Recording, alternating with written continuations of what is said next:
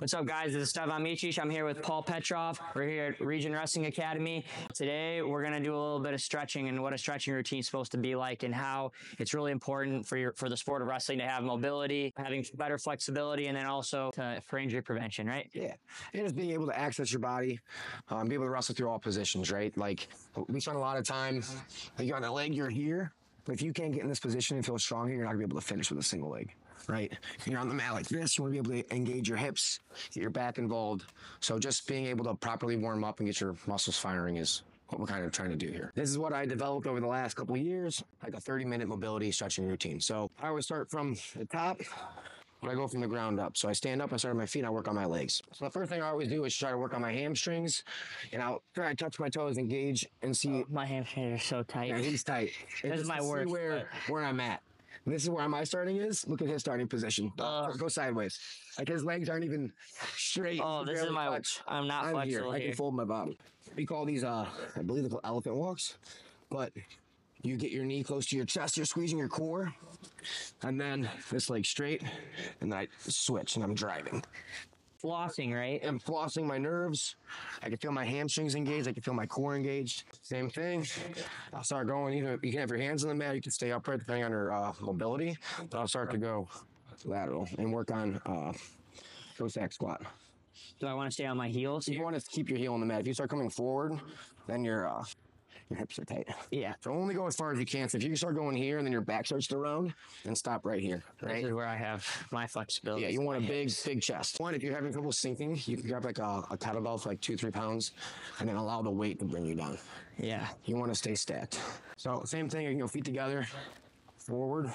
I like to grab. Look at this. Lift. Get my back flat. Then extend my chest. So just don't try to hold and flex. Just like lean forward, hold for 2 or 3 seconds, come back. Just ease into it. So here, I go feet apart. I do the same thing. I'll reach. You can do the same thing with your feet, either pointed up or you can point your toes. Look at the difference. I can touch my chest now. And then I'll go into this, like, we call it like a flag stretch. Switch both sides. And some sides, for me, like my right side, my right hip is tighter than my left. So you can tell, like, I can't extend as far on this side as I can. Like, this side for me is a lot easier, where this side is a lot harder. So I might need to spend more time here. It's actually really good. So you have to kind of build up to it, like with everything. You can't just go, I'm going to hold a stretch for 2 minutes. It's going to be hard. You're going to be really sore, and it's going to be painful. It's going to be uncomfortable. It's not going to be fun. So you build up to it. But also, you said too, like, there are some things where if you're not doing training, you can always push yourself a little more with stretching or after your workouts. But before, it's really, you just want to have kind of more of an active stretch. Yeah, like right now we're getting prepared to warm up to go wrestle, to drill, and do that. So it's like we don't want to do static stretching. You want to do something where you're going to be more actively engaging your muscles. So I'm just trying to engage it, feel the muscles, and then come back. So I'm holding for a couple seconds just to get everything fired up. But after practice is where I'm going to sit in this one hold, and I will sit here and work on my breathing, and I'll do this for 4 or 5 minutes. But I built up to that. Before I could only do 30 seconds, then I did 40, then I did 50, and you just build up to it. Yeah, because if you try to do static stretches before practice, that's also when you can get injured. Yeah. But active stretching, just to kind of keep your muscles will warm up, and then you're able to get into your training without being hurt. And you've also stretched your body well enough that you do have the flexibility to not get hurt. I also think, like, this stretch, I know, like, Dylan Lemery, my coach for DL Training Systems, he always calls this the greatest stretch in the world. Right? That's what I was getting to next. So, yeah, so I go hamstrings, I work on my hips and my groins, and then I start to work more on my hip flexors, where I'm trying to go forward, knee over toe.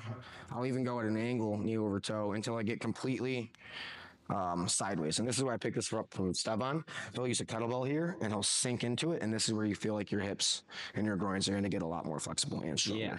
I'll even add like a rotation, like I'm turning. So I'm working on driving through that position with my toe. So I sit, and I drive through. This one's real big one for wrestling because of how much you have to open your hips you know, whether you're going a crackdown, whether you're taking a shot, turning your body with it. Oh, So I'll even twist too when I do all this stuff. yeah, So I always start on my legs. Once my legs feel good, then I'll start working on my hands, my wrists, my legs, work on my hands, my wrists, my core, and go all the way up to my shoulders, and then my neck. So what I'll do next is I'll start working on my wrist mobility. Wrestlers, I think a lot of us end up having a lot of wrist injuries. I can think of like 6 high school kids in my club that their wrist is taped every single oh practice. yeah, And they're doing push-ups like this because their wrist hurts. They can't bend their wrist yeah. back. They can't do a front squat. So a lot of this is just working your hands to that range of motion. So what I do first is I make a C with my hand. I grab my wrist and I work it.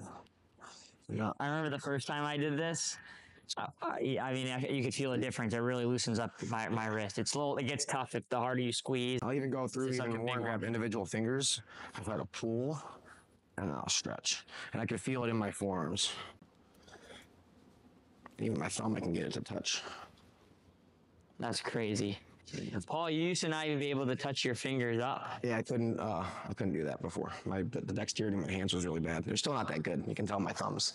Like his are way better. Yeah, that's but weird. I couldn't even get close to that. Now I can actually touch my pinky. It's kind of crazy. But yeah, that helps. I'm trying to separate my wrist, like my hand and my wrist, like the joint. So I'll interlock my 4 fingers. I'll put my hand on the mat, my palm, and I'll start to pull, and I'll separate this part, and it feels really good. And I'll even twist side to side.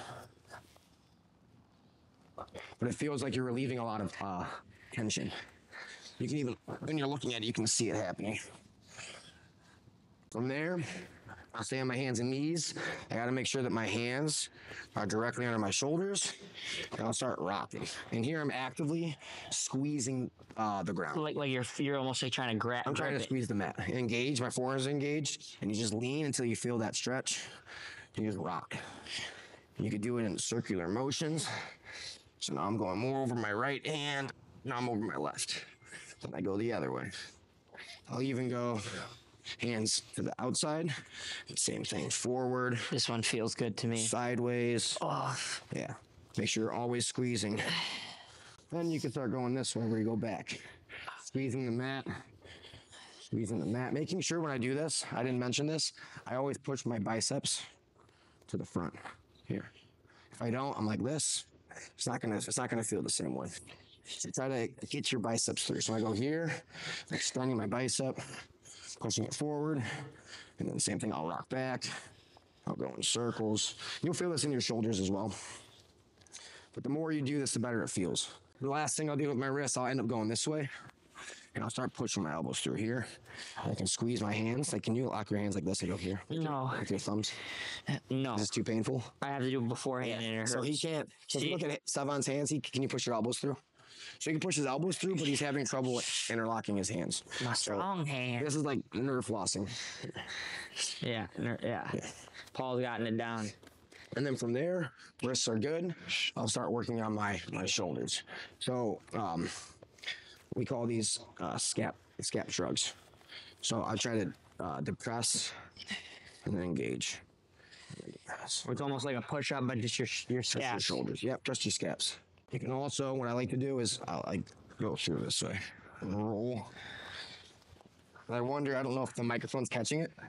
I'm like working. You can hear your cracking. Yeah, it's like doing all that in my joints. Get my shoulders, my wrists, cross, up and over. And I know it seems like really minimal, but Jason Sursis, national champ for Northwestern, he said he felt his strongest and he felt, just his most flexible, everything. He felt at his best when he was in college, and he was doing every single day stretching before practice. He would do his 50 push-ups, 50 pull-ups, 50 squats, or probably was 100 because Jason, right? Yeah, but he would do the crazy. stretching, and he was adamant about it. And he said that he did it for his first 2 years of college, like religiously, and then once he stopped doing it, he said he could tell the difference. So it's just, you just know what you're just aware of what your body feels like. And if you never stretch, you're disconnected from your body. How can you wrestle? Yeah, it's tough. Look at Japan, look at Russia. All those guys are They flexible. spend a lot of extra time stretching and doing, team warm-ups and extra exercises. And I think, especially going into college, it's all right, just get your body warm and hot and run and get your heart rate up. And then it's like, go, go, go. And you really haven't spent time, especially the amount of volume they're doing in the wrestling room. If you do volume that amount, you're going to have to be able to do the right amount of stretching. So it's really, really important. Last thing I'll do on my hands and knees is I do a cat-to-cow stretch. Feels good for your spine. So you still have your hands directly on your shoulders, and then you're gonna let your back. Yeah, camel cats or whatever. Yeah. Oh my God. Cat-to-cows. Hell no. So which one is this? Is the camel or the cat? This is the cat. But you make sure you're pushing through your core and flexing. If you do it right, you should probably break a sweat after you do this. And then just neck a little bit, right? Do you roll it or do you just do like for neck? We're just pulling here for your neck. I also don't like to do too much. I know bridge circuits are like really good where you roll, but I like the bridge circuit after practice better, to be honest, because sometimes when I start rolling my neck out too much, that's when I really find I get stingers, just because your neck, it's so, you get pulled on, you're getting tugged on all the time, especially like during practice, it can get like exhausting. So I like to just do like an easy neck stretch, just lightly, roll out like how Paul did. And then if afterwards, after practice is really when you push, you can do your, Yes. around the world. Okay. You can do your kicks. Like when practice is done, I think that's the best. Two stretches I missed that I always do. Pretty common. Oh, yeah. 90-90s. I don't know how I missed these. I love these. But you're just sitting in here. You can work on rotating. You just cut them out for a minute. But 90s and then the pigeon stretch is awesome too. Just 90s are real important, especially for your like obliques, not just your hips, but no, it's a lot of getting your back and this twisting motion for your back, being able to do this. And if you can get up without, right? Oh yeah. I don't know how I could forget this because I always do this too. But here. So yeah. That's all I got. That's all we got for today, baby. That's the Petrov special. I think everything's a Petrov special. World champs in everything we do, baby. Thanks, Paul. No problem.